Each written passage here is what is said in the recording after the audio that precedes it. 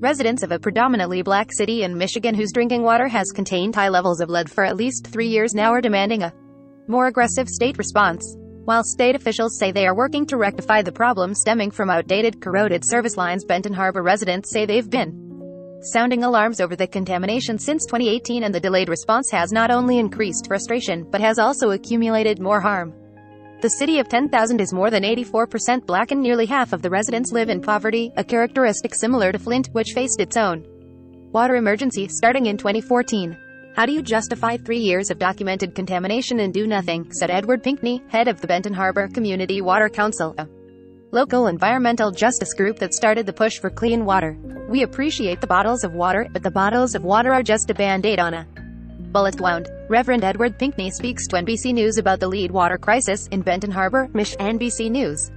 The Michigan Department of Health and Human Services dispersed thousands of cases of bottled water to Benton Harbor, which sits 80 miles south of Grand Rapids, after issuing an advisory last week urging residents not to use tap water for cooking, drinking, brushing teeth, and mixing powdered infant formula, out of an abundance of caution due to significantly high levels of lead.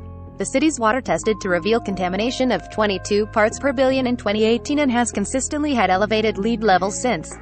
Testing showed 24 ppb between January and June this year. The action level, a measure of corrosion control effectiveness set by the Environmental Protection Agency, is 15 ppb, but the agency says there is no safe level of lead. After pleas for help fell on what Pinkney called deaf ears, his group and 19 other environmental justice organizations, including many who worked on the Flintcrisis, filed a petition for emergency action last month asking the EPA for federal intervention. The agency agreed to step in, which finally prompted action from the state, he said.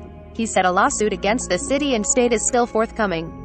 "It's unfortunate that you look at life so cheap in a community that's overwhelmingly African American," he added. A resident picks up bottled water at a distribution site in Benton Harbor, Mich. Bobbie Clay, 52, a lifelong Benton Harbor resident who also has children and young grandchildren in the city, said she's very concerned about long-term health consequences, especially among young people. "The water is affecting our children," she said. "There is a noticeable change between how my kids were versus my grandkids. The young ones are extremely hyperactive and large numbers of parents have been going to doctors to figure out what's going on." According to the EPA, even low levels of lead in children can result in behavioral and learning problems, lower IQ and hyperactivity, slowed growth and hearing problems. In adults, it can lead to cardiovascular effects, increased blood pressure and incidence of hypertension, decreased kidney function, and reproductive problems in both men and women. Clay said she's been using bottled water to drink for the last 4 years and describes the tap water as having a white film and weird smell times. The state is offering free blood tests for lead levels with additional testing through mobile units coming soon, said Lynn Sutfin, public relations officer with the State Department of Health and Human Services. A resident fills a cup with tap water in Benton Harbor. Mich.NBC News. Stacey Branscumb, 47, has lived in Benton Harbor since 2009 and believes many of his pets, including 2 tanks of fish and his dog, died as a result of lead exposure. He said his tap water tested lead levels at 469 ppb, 31 times more than the EPA action level. "I don't believe the state or the city is doing enough to fix this," he said.